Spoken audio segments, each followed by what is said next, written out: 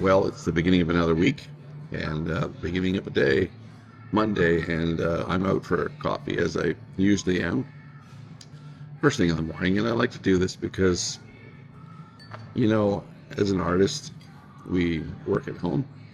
Well, I do anyway, and some artists have the luxury of having a big studio in a commercial building somewhere, but I work at home.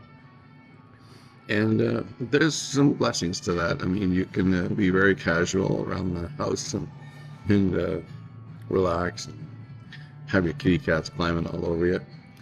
But the other side of being an artist who works at home every day is it's very possible to pass a day, 2 days, 3 days, a week, maybe even a couple of weeks, and not see a single human being. Now, I think that's not really good for the soul.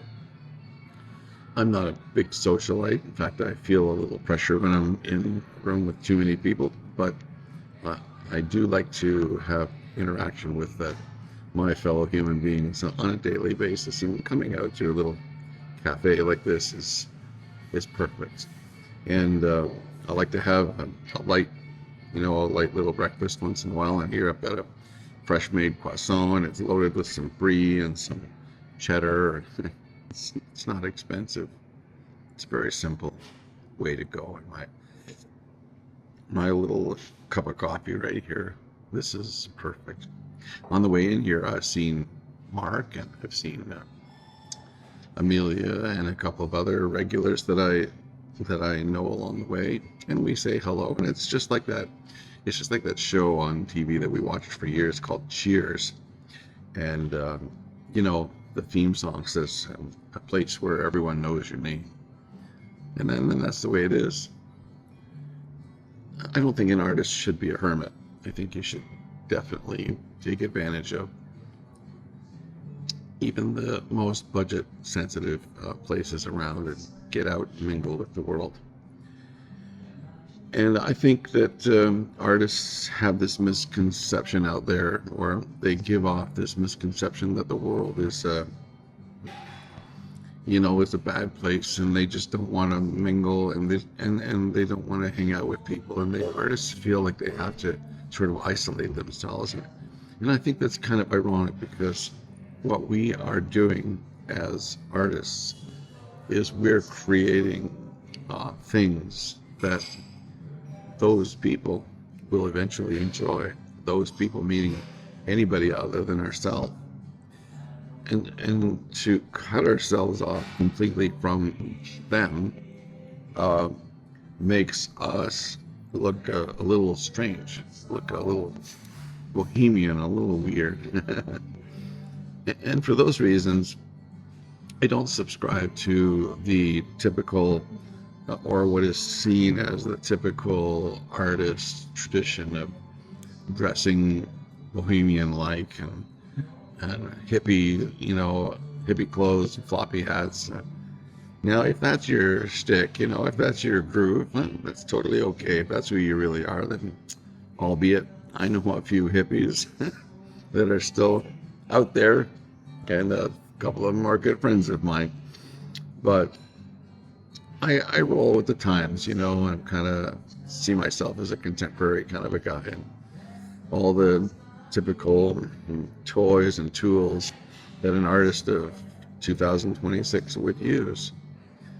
But I'm also sensitive to the fact that people around, if they don't feel like they can approach you as an artist, it's going to be hard for them to purchase your art. Now, you may choose to use the gallery route or some other kind of an agency to represent you, and that's perfectly fine too, because you may not be an interactive person. I get that also. But I save a pile of money by self-representing, and that makes it even more possible to make a living as an artist. And I like to say that, be a real person in the world that you live, and connect with people that you are surrounded by, and don't go out of your way to become some kind of a superstar. I mean, TikTok and Instagram and all this stuff, it really wants you to amass hits and followers, and Lord knows, I promise you, if I wasn't in the business of art, I probably wouldn't be on social media at all. Truth, actually. But it's a necessary tool these days, and to do that,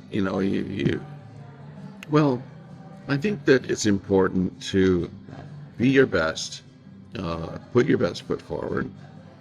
But more important than that, it's really important to be a little bit transparent, to show a little of your heart and your feelings, so that people in the world can identify with you. You're a real person. You're not an AI generated bot.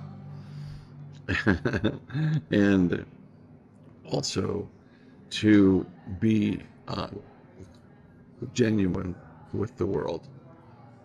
What you see is exactly what you get. When you meet me in person, this is the person you're going to find across the table.